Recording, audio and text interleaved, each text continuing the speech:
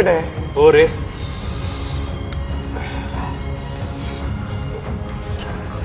तरी वडू हो नको नको, आधीच तोंड भाजायला लागलाय. काय हो, तुमच्याकडे सगळे लोक इकडे तिखटच खातात का? मग काय, बारामती इथली मिसळ पण तिखट आणि इथलं राजकारण पण तिखट.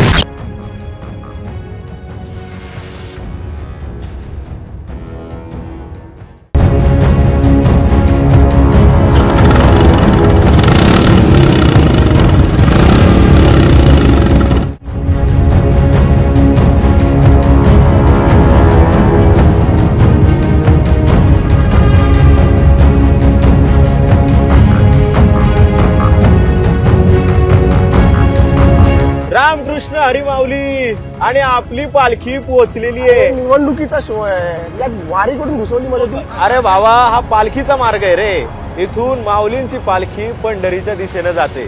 अरे हो रे, पण एक गंमत लक्षात आली का तुझ्या? काय रे?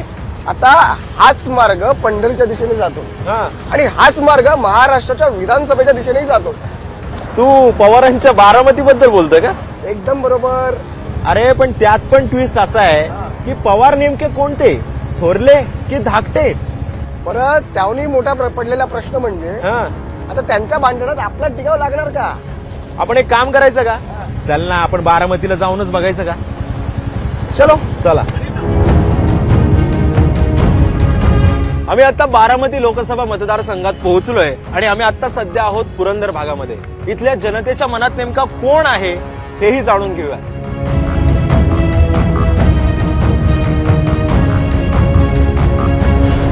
कोण येईल वाटतंय आमच्या इकडं?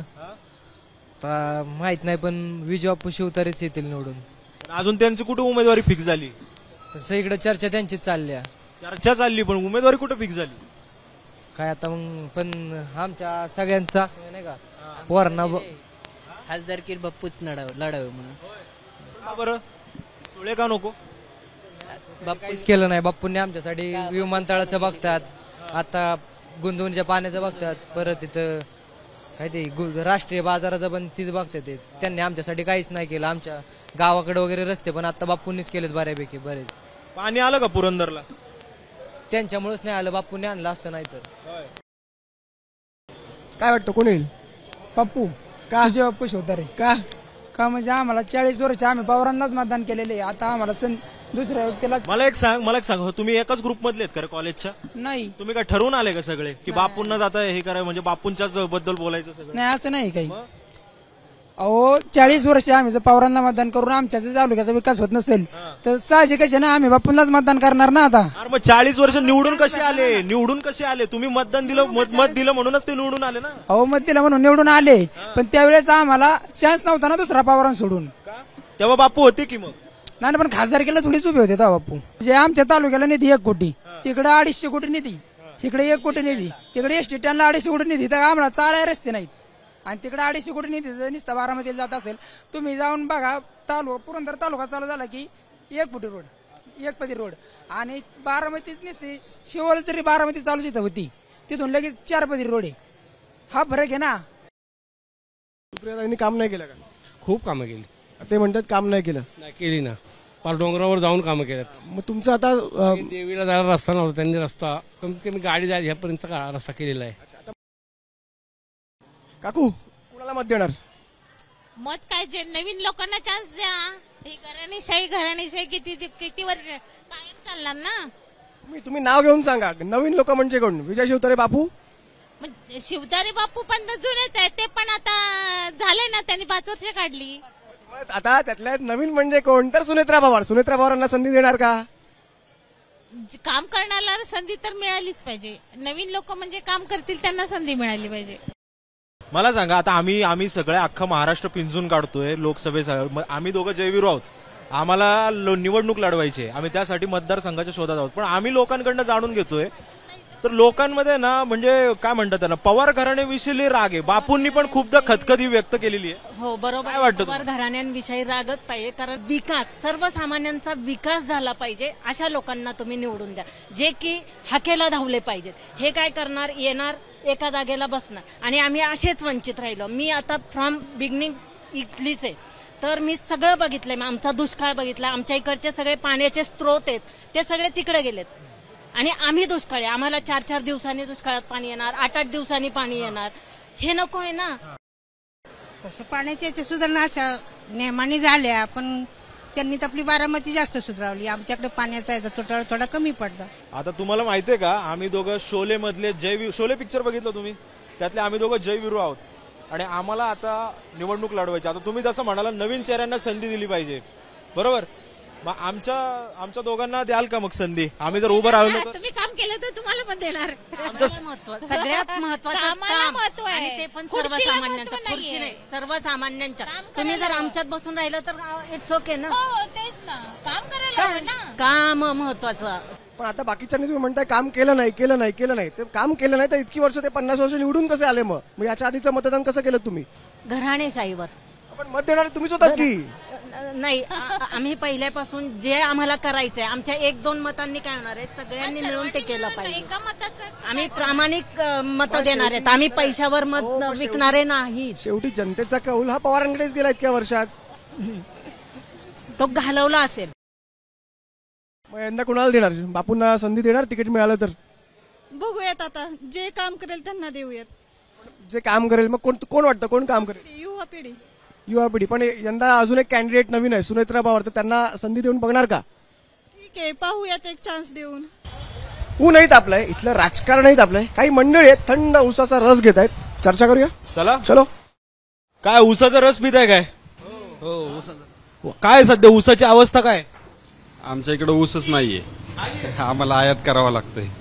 पूर्वी व्हायचा ऊस, पण पुरंदर उपसा जशी बंद पडली मागच्या 5 वर्षात, तसं आता ऊसही जळून गेले, पिकही जळून गेली आणि आता जनावर आमची टाचा घासून मारतायत. अशी परिस्थिती आहे आमच्याकडे सध्या. पाणी नाही, कुठे पाणी? आम्ही आधीच निसर्ग कोपला आमच्यावर, त्यानंतर सगळे सत्ताधारी कोपले आमचे लोकप्रतिनिधी. मधल्या काळात गुंजवणीच्या प्रकल्पामुळे आशा होती गुंजवणीचं धरण पूर्ण झाल्यानंतर की आम्हाला पाणी येईल. कुठं आलं पाणी? दादा म्हणाले होते पाणी देतो म्हणून. दादा कोणते म्हणताय नक्की? अजित दादा गेले 40 वर्ष झालं आम्हाला तसंच म्हणतायत, पाणी देतो. आता मागच्या वेळी 2014ला म्हटले होते, 2019ला म्हटले. माझ्या मोबाईलमध्ये एक व्हिडिओ क्लिप आहे. 2019च्या लोकसभेच्या वेळेस दादा असं म्हटले होते की माझ्या विचारांचा खासदार तुम्ही निवडून द्या, माझ्या बहिणीला तुम्ही मतदान करा. गुंजवणीचं काम मार्गी नाही लावलं तर नावाचा पवाराची अवलाद सांगणार नाही, असं मोठ्या गुरमीत दादा बोलून गेलं होतं. दादांनी पाणी दिलं नाही असं म्हणताय. तुम्हाला दिसतंय का इथं कुठं? तुम्ही आता कधी आला तुम्ही इथं मला सांग. आम्ही फिरतोय 2 दिवस फिरताय ना? 2 दिवसात तुम्हाला कुठं दिसलं का हिरवं इथं? दिसलं तुम्हाला? आता बापू देतील का ते पण कॉम्पिटिशन मध्ये? शिवतारे बापू तर एकच नंबर माणूस आहे, 100% पाणी मिळेल. का पण त्यांच्यावर कॉन्फिडन्स काय? 10 वर्षाचं काम आम्ही बघितलं आणि ह्या 5 वर्षातलं पण विरोधी असताना त्यांचं काम बघितलं. विरोधकांकडून आशा होती पण त्यांनी पूर्ण निराशा केली लोकांची. त्यांनी देखील फसवलेलं आहे. 2014 साली विधानसभेच्या निवडणूक होत्या. अरे आमदार संजय जगताप जरी ते आमचे वैचारिक विरोधक असले, ते आमचे जाणी दुश्मन नाहीयेत. आता आमचा स्वाभिमान जागा झालाय. आज बारामतीच्या पट्ट्यात गेलं तर थेट ऊसाची पिकं आहेत तिकडं. आमच्या इकडे जनावरांना खायला नाही, आम्हाला प्यायला पाणी नाही. असा अन्याय आमच्यावर का? तुम्ही आता 2004 पासून जर आपण पाहिलं तर पवार साहेब देशाचे कृषी मंत्री होते. तुम्ही एका शहरापुरतं बघू नका ना, तुम्ही देशाचे कृषी मंत्री आहे, तुम्ही बारामतीचे कृषी मंत्री आहे का? मग तुम्ही कमीत कमी पुणे जिल्ह्यातल्या 13 तालुक्यांपैकी 6 तालुक्यांचा तरी विकास करा शेतीचा. आज आमच्या इकडे शेतीची माती अशी आहे की पेरलं तर सोनं उगवल, पण कसं उगवल सोनं? पाणीच नाही. पुरंदरचा जर विकास झाला, समजा संजय जगतापांनी करू द्या किंवा विजय शिवतारेंनी करू द्या किंवा दुसऱ्या खालच्या कुठलाही त्या पट्ट्यातला भागातला, समजा भीमराव तापकीर उभे राहिले उद्या, त्यांनी विकास करू द्या, तर पुणे जिल्ह्यात पवारांच्या व्यतिरिक्त दुसरं शक्तिस्थान तयार होईल. पवारांच्या व्यतिरिक्त दुसरं शक्तिस्थान तयार होऊन द्यायचं नाही, म्हणून आम्हाला उपेक्षित ठेवलं गेलंय. कारण कसं होतं, सदनता आली की माणसाचे विचार वाढतात, माणूस पुढचा विचार करायला लागतो. आज आम्हाला 2 वेळेच्या जेवणाची भ्रांत आहे आणि आमची शेती, आमची जनावरं टिकवायची कशी याची भ्रांत आहे. आम्ही कशाला पुढे जायचा विचार करू? आमच्याकडे शक्ती येणार कुठून? त्यामुळे आमची शक्ती मारण्याचं काम पवारांनी केलं आजपर्यंत. तुमचा डिरेक्टली जो रोष आहे सगळ्यांचा तो पवारांच्या घराण्यावरतीच 100% आहे ना. तुम्हालाच का? मला काय म्हणायचं साहेब, तुम्ही ठेका घेतला का हो महाराष्ट्राचं कल्याण करायचा? आम्ही पण शेतकऱ्याची पोरं आहे ना, आम्हाला पण कळतं ना चांगलं वाईट. आम्ही पण शेती केली. 5च्या मोटरचं पाणी कसं धरायचं, ठिबक कसं लावायचं, स्प्रिंकलर कसं लावायचं, कुठल्या ह्याला सुपर फॉस्फेट कधी टाकायचं, अंजीर कसं पिकवायचं, सीताफळ कसं पिकवायचं, आम्हाला पण माहिती आहे. मग तुम्हीच का कंत्राट घेतले? दुसऱ्या कोणाकडे तरी द्या ना.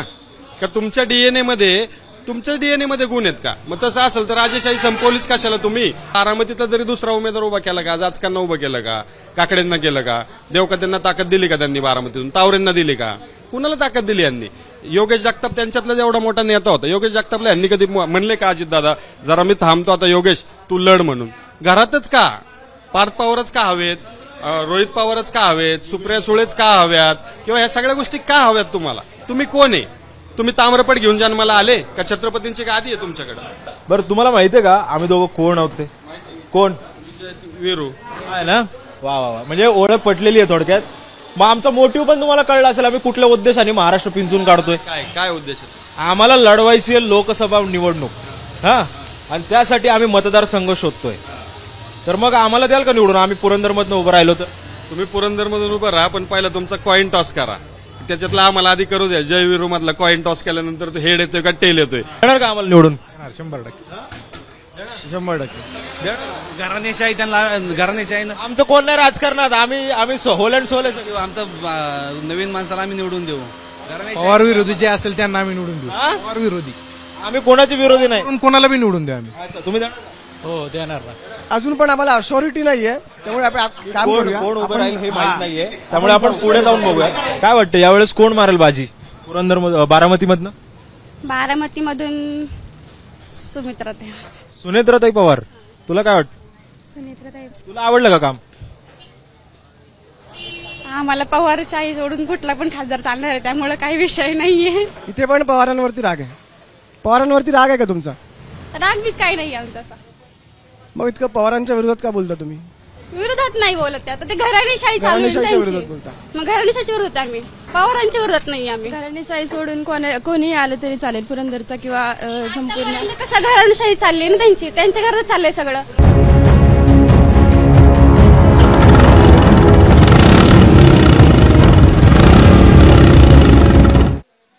ब्रेक नंतर तुमचं पुन्हा एकदा स्वागत. आता पुरंदरच्या स्थानिकांशी चर्चा केल्यानंतर आम्ही आलोय मोरगावमध्ये. इथल्या मतदारांना नेमकं काय वाटतंय, त्यांच्या मनात नेमका कोणता उमेदवार आहे हेही आपल्याला जाणून घ्यायचंय. पण त्याहून जास्त महत्वाचं म्हणजे आमचा या मतदारसंघात टिकाव लागेल का हेही आम्हाला पाहायचंय.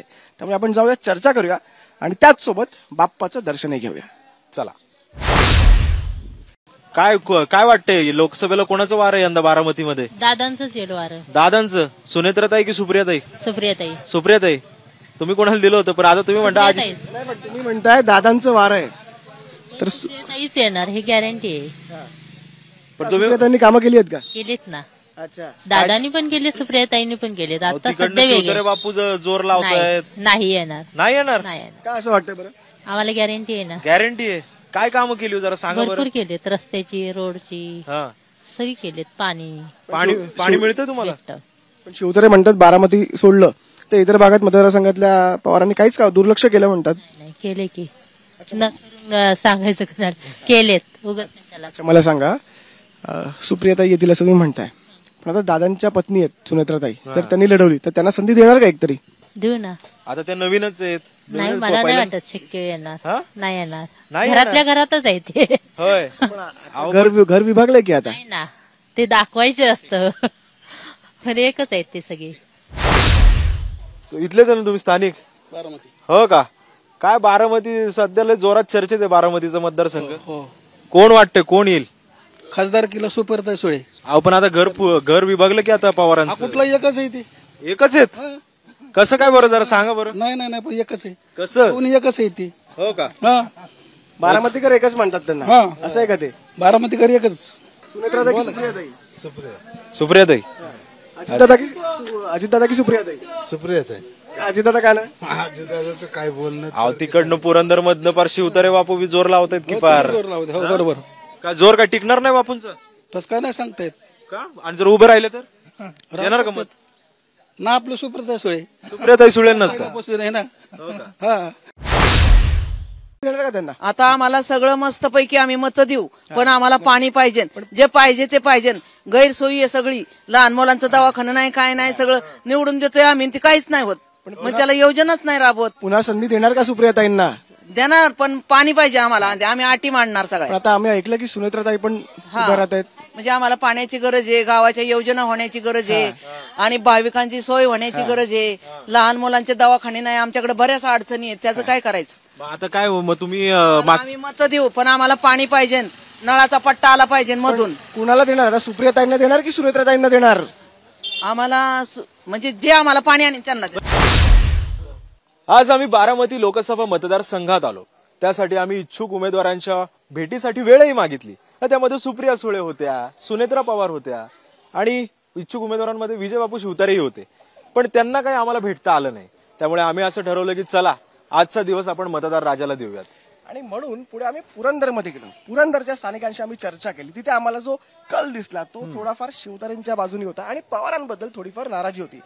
पण जसं जसं आपण बारामतीच्या दिशेने आलो, सध्या आम्ही मुरगावात आहोत, इकडच्या स्थानिकांचा कल जो आहे हा थोडा जो ओढा जो आहे हा पवारांच्या बाजूने आहे. पण त्यातही कोणते पवार, अजित पवार की शरद पवार, यात अजूनही संभ्रम हा दिसतोय. हो, आणि त्यामुळे आता यांना भांडणात त्यांचं व्यस्त राहू द्या, आपण पुढच्या मतदारसंघात जाऊ. हो, त्यामुळे उद्या ही जय वीरूची जोडी पुन्हा नव्या मतदारसंघातनं तुमच्या भेटीला येणार आहे. तोपर्यंत बघत राहा एबीपी माझा.